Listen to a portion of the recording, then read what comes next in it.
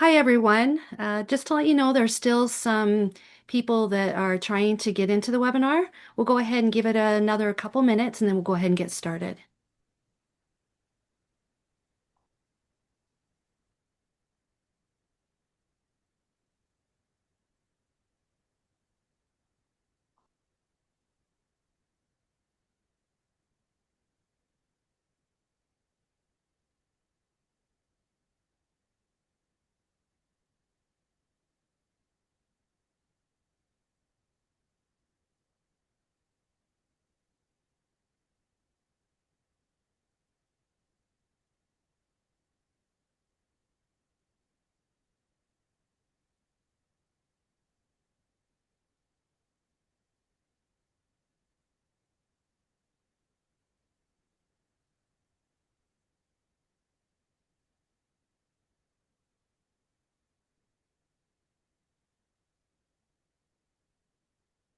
All right, let's go ahead and get started to be respectful of everyone's time. So, hi there and welcome. I'm Lori Henriksen, Vice President of 911 Education here at GovWorx. We are so excited to host a great presentation today in which we'll be discussing a great topic, the future of 911 hiring, finding career professionals, not short-term hires. Joining us today are a great panel of guests. Melissa Alterio, Executive Director of Cobb County Department of Emergency Communications, Nicole Lopez, Commander of Salt Lake Valley Emergency Communications Center, Kelly M. Latham, Deputy 911 Communications Coordinator of City of Rogers, and our very own Chief of Public Safety Engagement, Tippy Brookins. And I'm going to go ahead and turn the time over to Tippy. Awesome. Thank you so much, Lori. I am super excited for this conversation today because it is very, very important for us. And so, as we speak about 911 hiring and training and how costly and challenging they both could be, we speak about the financial and operational strain. Hiring and training are currently challenging and costly processes for ECCs, putting significant pressure on departmental resources. And then we go into the difficulty of identifying potential. It is difficult for leaders to determine if a candidate truly possesses the essential, unteachable skills such as mental acuity and the correct temperament for high stress situations before they begin expensive training. A stakes selection gap. Traditional methods often fail to measure the precise composure and resilience needed for success in the demanding world of 911 communications, leading to a disconnect between a candidate's resume and their actual performance under pressure. Training readiness and technical skills. While candidates may have foundational skills like typing, there is a critical need for evidence-based assessments to measure their readiness for high-intensity communication roles to avoid costly training washouts. And then the shift. Moving away from warm body hiring to precision recruitment based on the air traffic control frameworks. And so, as we go into the first portion, the high cost of the wrong fit, a trainee washout is never just a lost hire. It's a catalyst for a departmental crisis. When we lose a candidate halfway through training, we aren't just losing the initial recruitment investment. We are triggering a hidden tax of mandatory overtime for the remaining staff, accelerating the burnout of our most valuable veteran trainers, and forcing the agency back into an exhausted recruitment cycle that often prioritizes speed over quality. And so, for the panel, Nicole, I'll start with you first. We know that 911 is a demanding world. Why is it that we often don't realize a candidate isn't a fit until they are already weeks into expensive training? I think it all starts with the vetting process. This is a specialized industry. Not everybody can do it. and that's okay. But we can do a better job of figuring that out from the get-go. We're not asking the right questions in the interview or conducting the right assessment. And with our long training processes, that can cause us to lose months of time. And like you said, Tippy, it increases the burden on our current employees. Yes. And Melissa, did you have something to add? I always have something to add, Tiffy. Thank you for I'm glad to be here with you guys and this awesome panel talking about this topic because it's huge right now in our industry and it has been huge. So trying to get to the crux of the issue, I think has us all baffled in some way, shape, or form. So, and I know we weren't going to go there right away, but this is why I'll say it. I'm not afraid. This is why I'm really excited about GovWorks' hire. Um, because to answer the question, our candidates look really good on paper. Um, and what they're going through in the interview and the background process cannot really 100% measure their ability to do the job.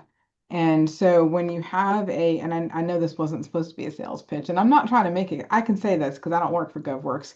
I'm just a customer, a happy one.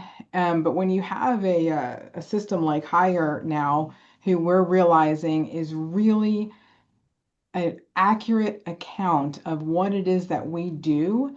And so we're able to start weeding out the candidates who realize that they're just not able to do the job instead of wasting, thousands of dollars on training and time. And then you have the frustration from the veteran staff, your training officers and stuff who are like, what is it that we're doing that, that this person can't get the job and we realize so long into the process that they're just not able to cut it. And so now we need to start looking at that at the forefront is somewhere in the hiring and recruitment process. So that's kind of where I'm at with that. And Kelly? Sorry about that. Uh, we battle ourselves a lot in this fighting the whole it's always been this way. Why do we need to change? The problem is if you do what you always do, you get what you've always got. And Yes, very true. numbers on a sheet of paper from an antiquated thought process don't cut it anymore. You've got so many aspects that have to be taken care of. And I'm kind of, on Melissa's coattails here. Another happy customer, don't work for GovWorks, but it allows us a deeper dive into the candidates from the get-go. So if you know somebody's struggling and they hit red in all their categories, you're probably not going to think that it's the best fit for them. It's going to cause them undue stress. It's going to cause your trainers undue stress, loss of money for your agency. So if you can get at right out of the door on a good foot, you're going to be money ahead in the process. Awesome. Thank you so much. And so just to highlight, Nicole, you mentioned vetting and how that is super duper important because you have to ensure that you're vetting correctly and using the right assessment tools. And then what you said, Melissa, what looks good on paper isn't going to just cut it for the job. You need a way to capture the accurate account of what the job actually entails. And we haven't had it. And then Kelly, you said the battle. I like what you said about the battle and what you highlighted. The old way isn't cutting it anymore, and we have to really be realistic about our thought process into hiring. And so when we go into speaking about measuring the unteachable, our goal is to shift the hiring focus from teachable foundational skills like typing to inherent aptitudes. Using an air traffic control modeled framework to measure how a candidate actually handles multitasking, mapping, and decision making as pressure intensifies, ensuring they have the psychological resilience for the console before we ever invest a single dollar in their technical training. And Nicole, we'll begin with you. If you had to choose between a candidate with 100 words per minute typing speed and one with high resilience and memory recall, which one would you pick, and how do we measure the difference effectively? I think all of us would agree that we're going to hire the one with high resilience and memory recall, but we haven't had a way to properly assess that before.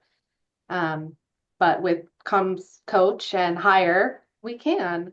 We used to make the mistake, like Kelly said, the antiquated way of looking for those tangible skills, but those can be taught or improved upon.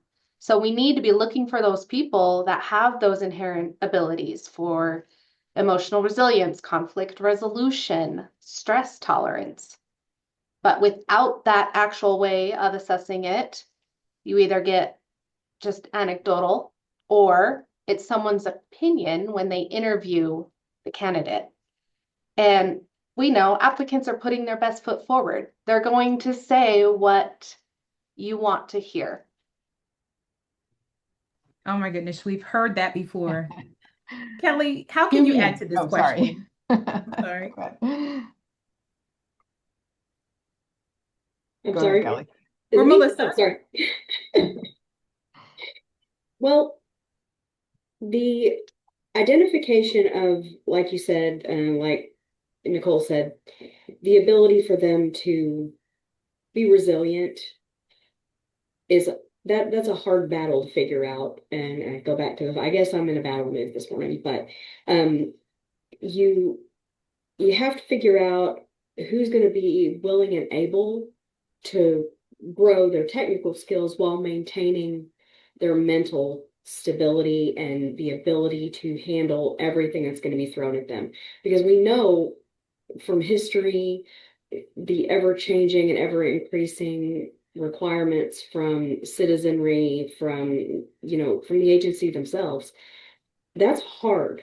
That's hard to tell somebody when they're sitting across from you in their best outfit, and they're going to they don't have a problem with anything. They're going to work any shift. They're going to put in all the work, and it come to find out that they didn't either understand or you didn't do a good job of explaining exactly what the requirements are going to be of them. And it's not fair to them, and it's not fair to us. So we need all the tools we can and tools that accurately measure what the person bringing to the table, as well as what we're willing to teach them. Awesome. And I will turn it over to Melissa. You know, I have a lot to say on this topic. I'm sure everybody who's watching knows I have a lot to say on this topic. So I can't speak for Nicole or Kelly because they look really young. I've been doing this for 35 years. I started when I was 10.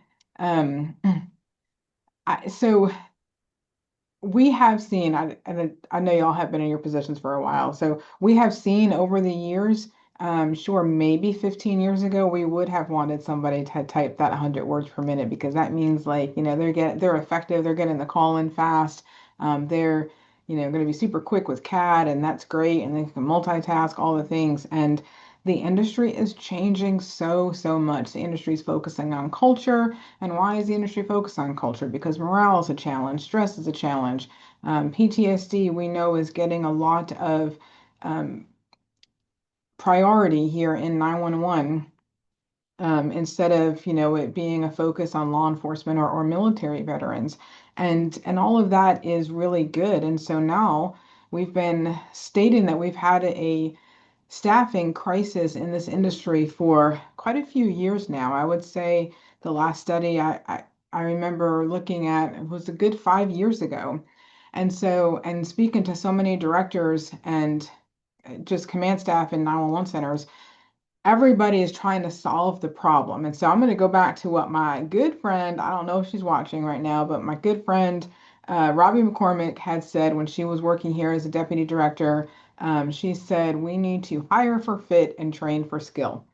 And we have literally adopted that motto and that initiative here at our department, meaning we try to solve the problem with like, do we add in an observation? Do we take away an observation? How do we measure? Is it working for us? Is it not working for us? And I can speak here for Cobb County. We've taken it out during COVID. We put it back in, and now we're like, is it worth it anymore? Because now we also have higher, and I'm going to get to that in a second. Because or, do we have a behavioral panel interview? So maybe we can really gauge, like, do they really understand what we're doing? Do we let them listen to 911 calls? All of these things that the centers out there have been trying to solve forever. There are some centers out there that have their human resources department who may not have any idea what really goes on in a 911 center, all respect to HR folks, of course. We're very fortunate here because I have my own hiring unit, and so they're very familiar with what goes on. And we're still trying to solve the problem of how do we get them to really understand what happens in a 911 center? Because you can research how to give a good job interview, but nobody, I don't believe, I haven't seen it yet, has researched how to answer a job interview question or to do the research on 911 other than watching a movie or the show. And I'm still not Halle Berry. So that just not does not work for us.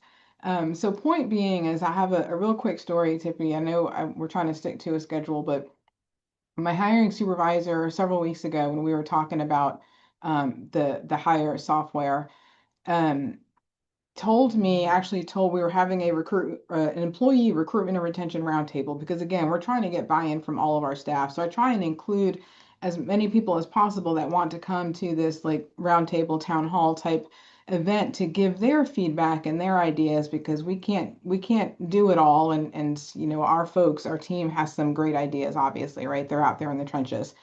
So the hiring supervisor told everybody about this candidate that they had monitored on the camera, was taking the test. I'm not the hiring supervisor, so forgive me if I don't get it exactly right. But anyway, they were watching this gentleman take the test, and he had to run through a kid drowning call, and they watched his reaction like it was kind of that kind of stunned like you can clear that. And this gentleman also has young kids, so he clearly had an emotional reaction to going through that module of the program, but he did it and he talked about it and he went through it. And so they were like, that's somebody that we want to hire. It's like there's a little bit of that resilience piece. Like, okay, he didn't go like, oh my gosh, I can't do that. He was like, ooh, that's going to be hard. That's hard, but okay, that's what it's about. And he kept going and he did really well. So, and I actually think he's still in the hiring process. So I mean, that told me a lot right there. Number one, again, about the software, and I'm grateful to GovWorx for hiring people who are in the 911 industry, have been in the 911 industry, who know and and can accept the feedback from the 911 centers and what it is that we're looking for. So yeah. Come call me back in another webinar in about 2 months, and I'll tell you how he's doing if we hire him. I'll just add to that, Melissa. I see that with our testers too. We currently do the assessment in-house, and you Okay. can see by the time they get to the end, they're either realizing, oh, this is not for me. They take Yeah. off the headset and they're like, thank you for your time. Yeah. Yep. Great. Or they're taking out the headset going, oh my gosh, this is exciting. Yeah. I get more of an idea of what I could be doing here, and they get really excited for that. And I love to see that. I think the difference too in that and instead of doing an observation, which we'll still continue to do, is because you know as well as I do, when you bring somebody in for an observation and when I get them at the final interview, I'm like, how was your observation? It's like, oh, we had a couple of accident calls and it wasn't as busy as I thought it was going to be. And I'm like, what'd you do? Come in on a Tuesday night? Because it's always busy in Cobb County. So you know as well as I do, like just depending on the time of day, it's hard to schedule them at the busiest hour, and it depends on who they're assigned to. So I think having some more accurate, impactful calls in the hire program is really helping. It's a little too early for us to tell just yet from a data perspective, but I'm so anxious to see this data in the next 6 months. That's awesome. And just to remind our audience, if you have any questions or any comments that you'd like to make, please use the chat. We do have the chat monitored. But thank you all so much for that answer because you just touched on a bunch of things. Of course, resilience. But I just have to highlight what you said, Melissa. So many agencies, and we want to commend those agencies that are being creative to try to create some of these things in order to, capture measurements, right? But one of the things that, we really need in the industry is a way to connect the dots in one place so that you can find that information. And so, Nicole, as you really highlighted on resilience, I think that's an awesome next piece to talk about. And so, as it relates to resilience and the importance of that competency, if you could just give me more as it relates to resilience and why that is so important for a 911 telecommunicator. I think it goes to this job and what we do every day. Can you keep up with those calls? Can you come in on a Tuesday night and get accident after accident and then come back Wednesday night and get the baby drowning, the CPR call, and then routine, routine, routine? Can you keep up with that emotional roller coaster of our calls and the influx of the demand? Awesome. Kelly? Sorry about that. It does go back to just the core of who we are, because this job can rapidly turn into, you'll go one of two ways. It will affect you in a positive matter. You'll be able to handle anything. You'll become the go-to in your life. But you have to have a baseline level of resilience and adaptability in order to do that. If you try to cram somebody into the seat that does not have any coping skills and does not have an innate ability to compartmentalize things, then you are going to cause that person damage. Not only in the center, you're going to cause them damage externally in their personal life. Stress level, anxiety, dependence on substances, they'll develop bad coping skills or none at all. And everybody loses in that case. So I think that these tools that GovWorx is just running the vanguard on is leaps and bounds ahead of where we were even 10 years ago. And, when I got hired, I've been doing this 25 years. And when I got hired, I was set in front of three people. They talked to me for 5 seconds. They said, here's your headset. Here's your notebook. Here's a pen. Don't hurt yourself and don't hurt anybody else. And So I fun. got 2 weeks of training. That was great. It wasn't great.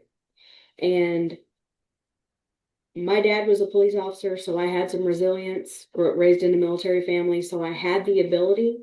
I think that is why I was able to do it, but I don't want anybody else to go through that. And if we can prevent that, we're money ahead. Awesome. Thank you so much for that. And Kelly, I'm just going to highlight what you just mentioned. You said the care for the additional effects outside of the 911 center. When you speak about that, it just really speaks to your leadership because we have to remember that as well. We don't want to set our candidates up for failure. We are in this to set them up for success. And if we have the tools to do so, then we will be successful in doing that. And now, as we go into leveraging AI and data for equity, by utilizing AI generated simulations, we move beyond the resume to let candidates try on the job in a realistic environment. This allows us to use objective, intelligent benchmarks like the 70.19% standard, to remove hiring bias and immediately turn those assessments into insights into a career bridge that creates a customized, data driven learning path for every new trainee. And Nicole, we'll start with you. How does having an overall score and technical behavioral breakdown change the way a supervisor views a potential hire's long-term career path? I think first off, like you said, it's going to remove any subjectivity.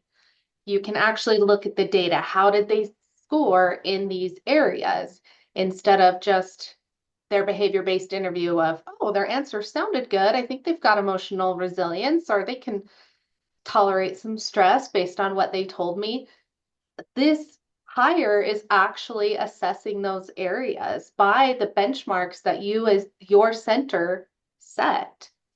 So you can see what you need for your center. Melissa?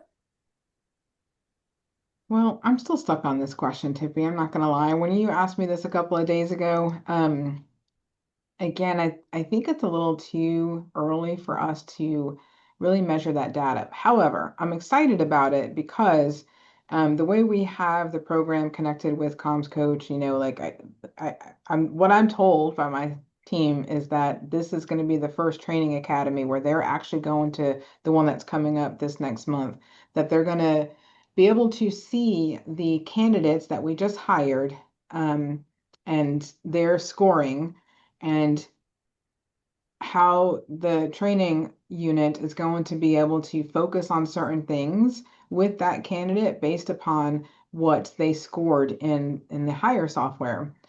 So I think it's good because, as Nicole said, it becomes a little bit more objective and not subjective in that process. And we're also building, because we're using Comms Coach as well, so we're also building that candidate, now employees, sort of profile portfolio, if you will, for even continuing education. And then we can start to see where they struggled with upon hire, where we have helped them focus on, and then hopefully the improvement as it goes along. So again, it's a little too early for us to speak very confidently about that. I mean, I'm confident in software, so I'm excited about how it looks, but I'd like to be able to come back at some point and give you some concrete numbers and some success stories, which I'm pretty certain that we will have, but hopefully by the end of the year. I'll just throw in, I'm excited to say we did a case study recently. We've been using Hire since November. We Mm, piloted the program and our data shows a 15% wow. improvement in our retention Yeah, just that's since we've awesome. started implementing it. So we've got that data to back what we have been observing and how excited we are about this program. That's good to hear. Yeah, I'm That's excited. amazing. Thank you so much. And Kelly? Yeah, so what we've started using the if you're not familiar with it, I'm sorry, but the overall summary that lays out their strengths and weaknesses, and it gives you an idea of the candidate's feasibility for retention. And what we do is we print that out, we discuss it with the candidate when they've made it through the background process, which is a task in and of itself.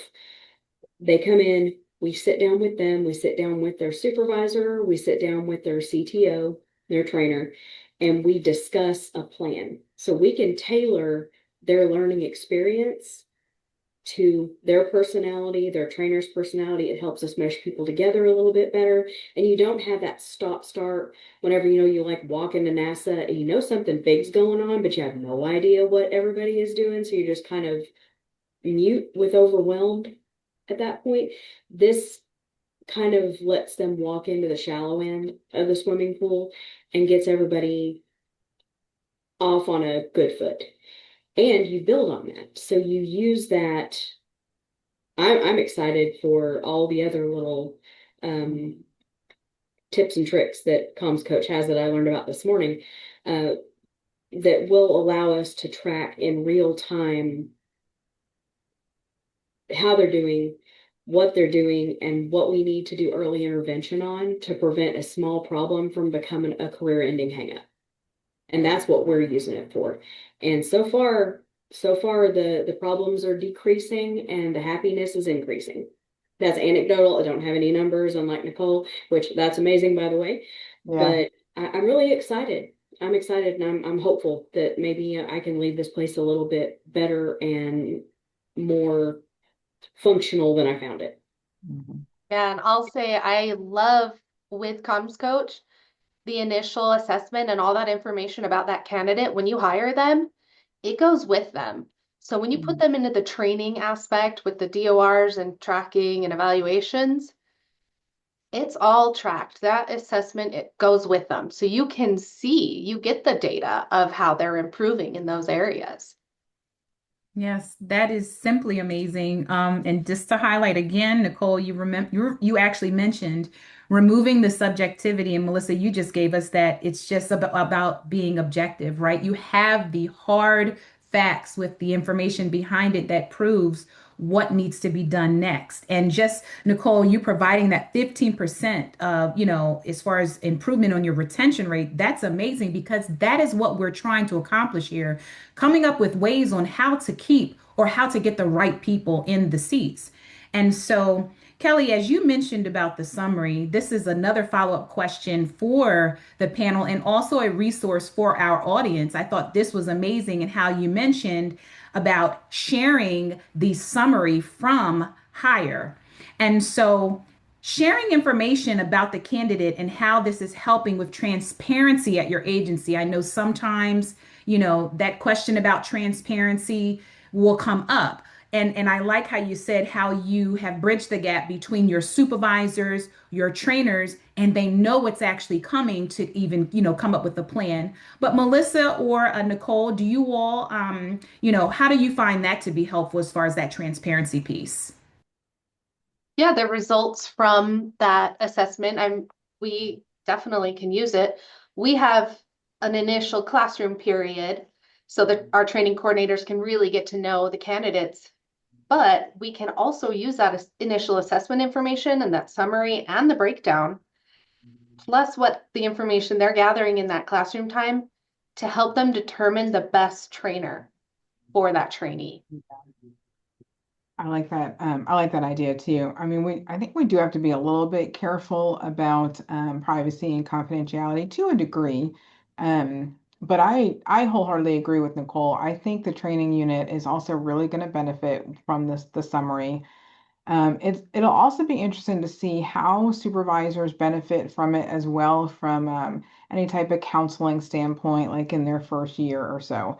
But I want to, if I can, Tippy, go back for a minute, and this is really on my mind because we have been in the business for a lot of years. We've watched a lot of webinars, and we know people have participated in a lot of webinars. And I really need to stress again that this is not a sales pitch for GovWorks. This is a respected long-term 911 professionals in this business who agreed to talk because we are excited about this technology that is here now for us when everything else has really been antiquated. And so I don't know, it's just really on my heart to say that because, we talk about AI in the 911 center. We talk about things like uh, triaging calls through AI or answering administrative calls through AI. Like we're talking things like that. And of course, the video to 911, all of those next gen capabilities and stuff. But we have not had anybody to focus AI specific technology on the hiring process and if you will, corner it, right?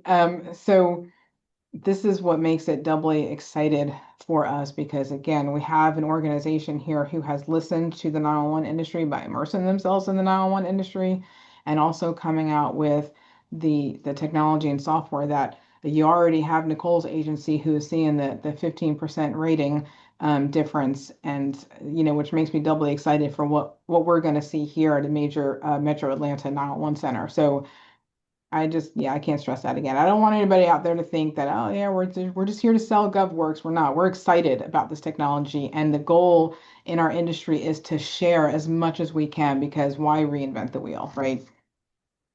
Sorry, that was my soapbox. Well, thank you. I'm going to turn it over to Lori for some of the questions we have in the chat.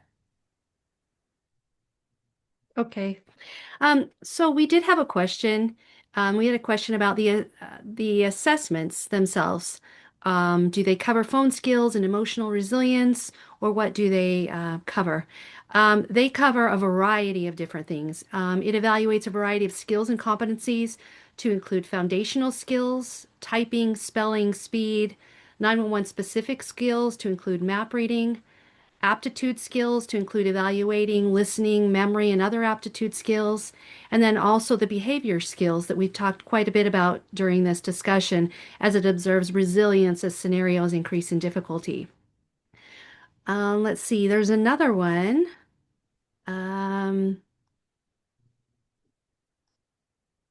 We did have someone say the access to this stuff is possibly out of reach for a small agency like mine, but we still have the same struggles. Tippy, can you address that? Is it necessarily out of reach? No, it's not out of reach. The one thing that I can say about GovWorks, we actually work with centers that have one seat all the way up to maybe 150 seats. So it's totally not out of reach. We work with all different types of agencies, and so for the person who put that comment in the chat, I we would definitely welcome a conversation to explain how that works because we are trying to help not just large agencies, mid-sized agencies. We're trying to help everyone in this field that are looking to hire the right candidates.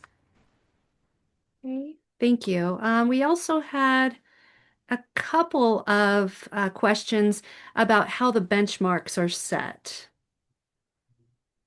So Nicole might be able to speak a little bit more accurately, but if I recall, because I know I had a deputy director who handled this, we had our existing staff go through the hire process, right? Yeah, you guys are shaking your head. So, and we took all levels. We took senior veteran employees, we did a supervisor, we did CTOs, and we did recruits who had just been released and have only been here for a year. And that's really how we came up with our score. I was rather surprised by the score, and I asked them to take it twice, and we still came up with the same thing. So, Nicole, yeah, I think you're more directly involved in it, right? Is that Yeah, accurate? yeah, I was doing this with my agency when we were piloting, and yeah, we had several, same as you, all levels. I had some in my administration take it. They wanted to see how they would do. Yeah, new hires, rookies, senior staff, all across the board, all take the assessment. And just the feedback I got from the existing staff about the assessment made them really excited that we were going to start using this because they couldn't believe how well it was tailored to this industry. And I do want to add too, if I may, and I told you a couple of days ago, Tippy, I was going to be the person to say it. For anybody out there who, may be trying to compare to another something in our industry, it's very different. And I really encourage you to at least do a demo and see it for yourself because it is very different than what we have. So I'm kind of answering that question right now. So to the person who just asked, so that other um, thing that we've been using for testing all of these years, this is very different and this is very much more tailored. Was that good English? This is definitely more tailored to this is live, right? Tailored to the 911 industry. And I do believe, I don't want to speak out of turn, Tippy or Lori, you might be able to answer this. I do believe it can be tailored specifically to your agency or it can be tailored to a university if the calls are a little different. So as it relates to a university, they are a secondary PSAP, and so they are going to be answering a 911 call just as if they were a PSAP. And just to give some of the higher competency areas, we are measuring typing speed and accuracy, structured data entry, memory recall, multitasking, map reading and directional skills, decision making and judgment, listening and comprehension, prioritization, call categorization, spelling and grammar, emotional resilience, stress tolerance, and conflict resolution and interpersonal skills. So, to answer that question, we work with all agencies, whether you're a primary or a secondary, even at a university. I will tell you something funny. The emotional intelligence, or excuse me, the emotional resilience module of my staff were a little nervous to take. They're like, you're going to measure our emotional resilience after 15 years in this business. But it was still interesting to see. They still wanted to see it. So Awesome. There was another question in there too about pass or fail.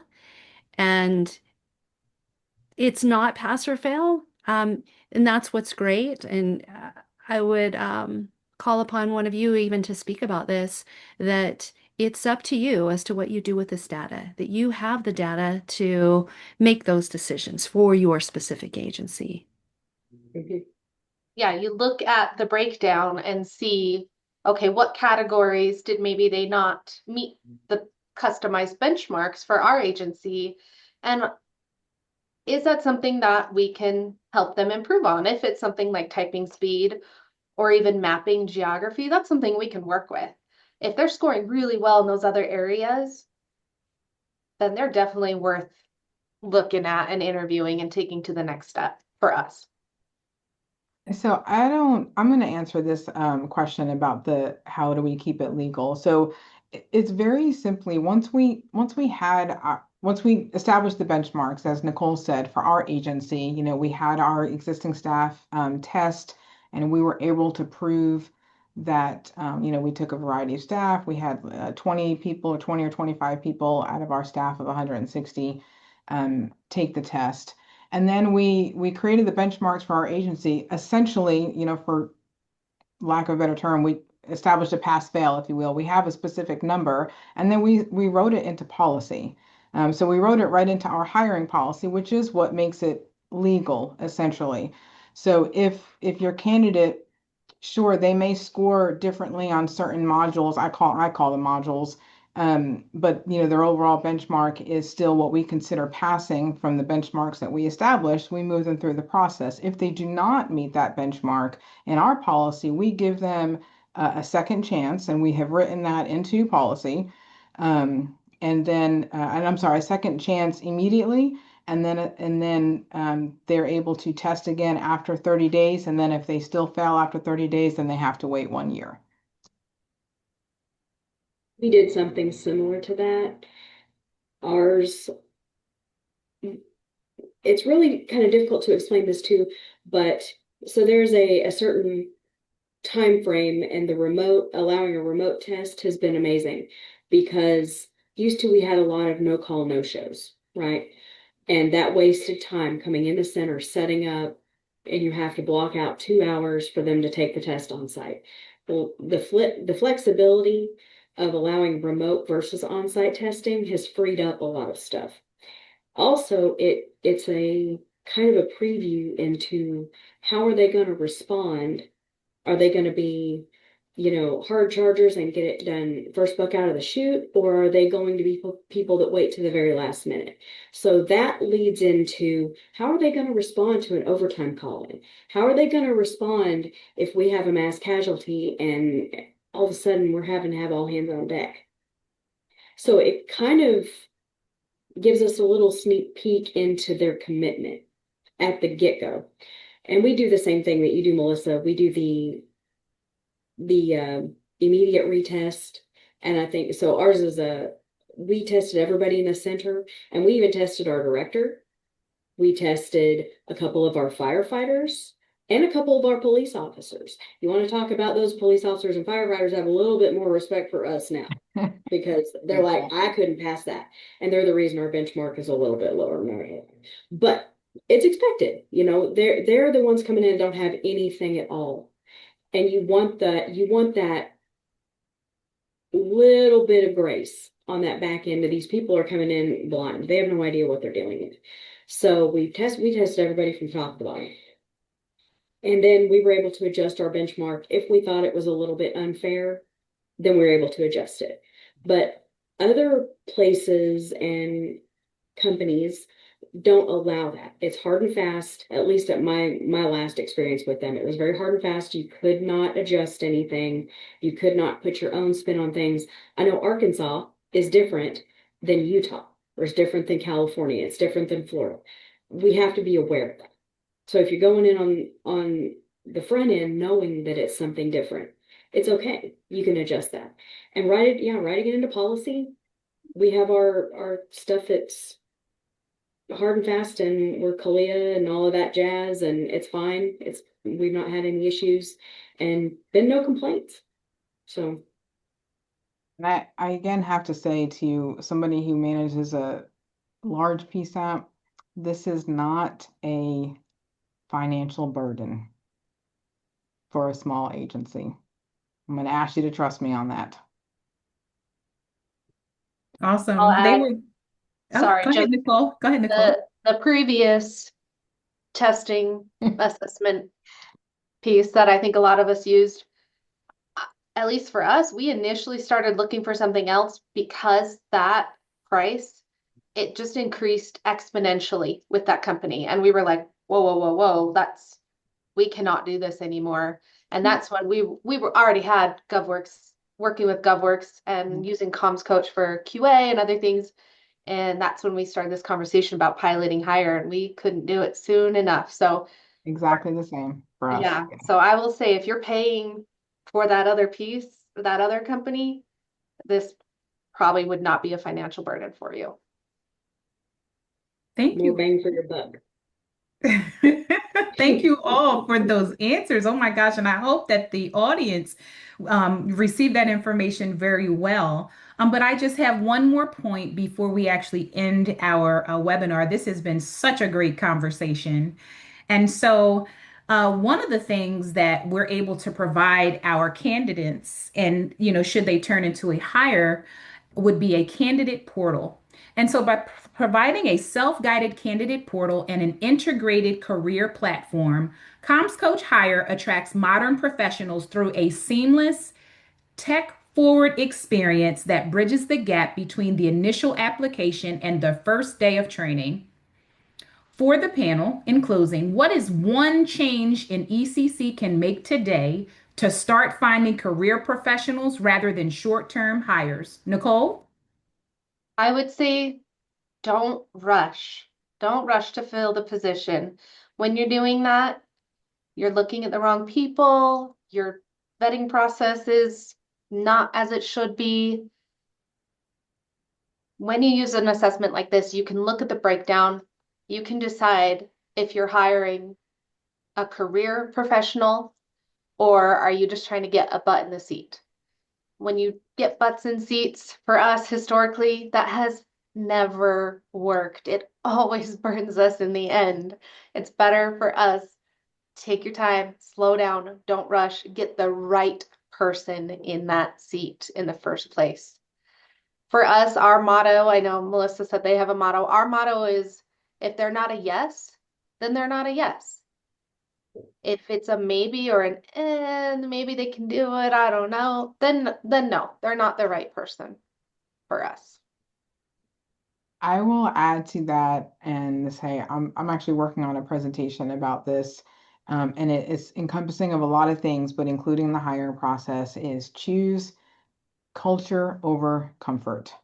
And literally, no longer can we afford to just fill a seat, right? I mean, and that goes for the hiring process, but that also goes for after you do bring that person in, and it turns out that they're not a good fit for the organization for whatever reason. I'll just give a quick example. If somebody is out sick numerous times in their first probationary year, and but hey, they're passing through training, which I don't know how because they're out numerous times, but they're passing through training and they're their body in a seat, but yet it's causing a hardship for the person who's having to fill overtime because that person called out sick 16 times in the space of eight months. That's no longer acceptable.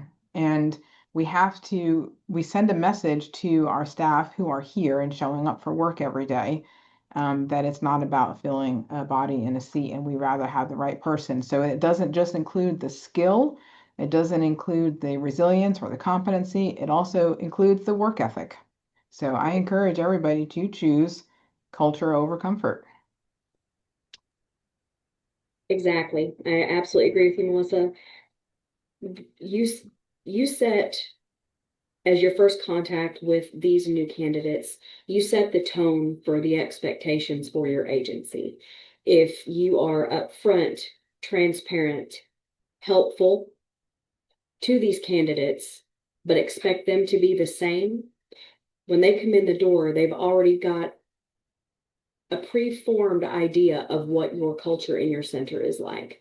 That prevents you from having to unmake bad habits, to, the do as I say, not as I do, because we've all been in centers where there's been shenanigans.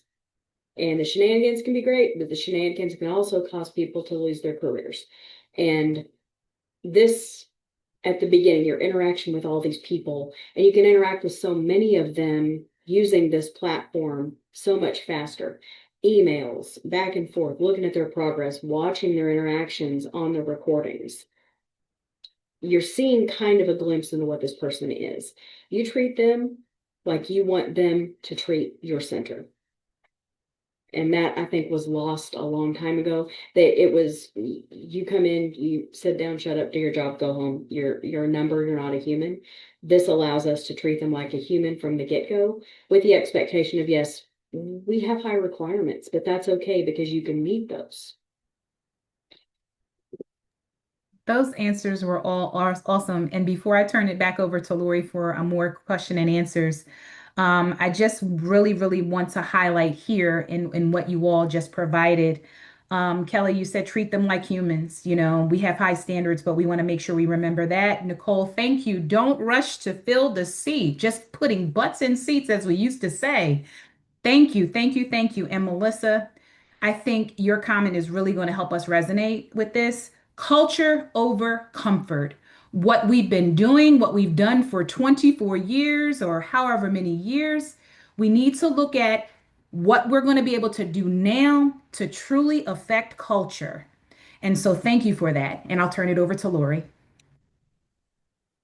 All right, so thank you. Looking at the chat, it looks like we addressed everything in there. So unless there's anything I else, think there was one about a high school tech program. I'll read the question, but I know you're going to okay, answer it. okay. Would this be appropriate for high school tech programs teaching 911 call taking? Do you have any current high school programs using it? If so, what kind of feedback are they given? Absolutely, it would, and I highly recommend that. And actually, I don't have the data to share with you, but we do have a couple of programs that are getting ready to start that. One in particular is actually a community college, but they're going to start with hire and put all of the students through hire to see their strengths and some of their weaknesses, and then they're going to go through curriculum, and then they're going to take hire at the end of the curriculum to see how they've grown. So, yes, I definitely recommend this.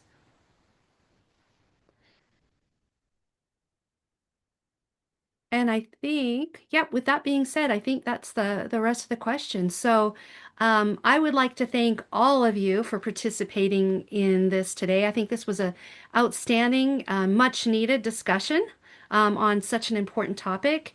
And I would love to thank actually Tippy for putting this together and being such a graceful host. So, Tippy, do you have any last words? No, but thank you to the host and thank you to our audience for looking, for joining us for the resources that we are providing. Again, this was not a pitch to try to sell something. We are really here trying to help our industry and making sure that you are giving your members and those potentials what they need in this industry. So thank you. Thank you, everyone. Until next time. Thank you.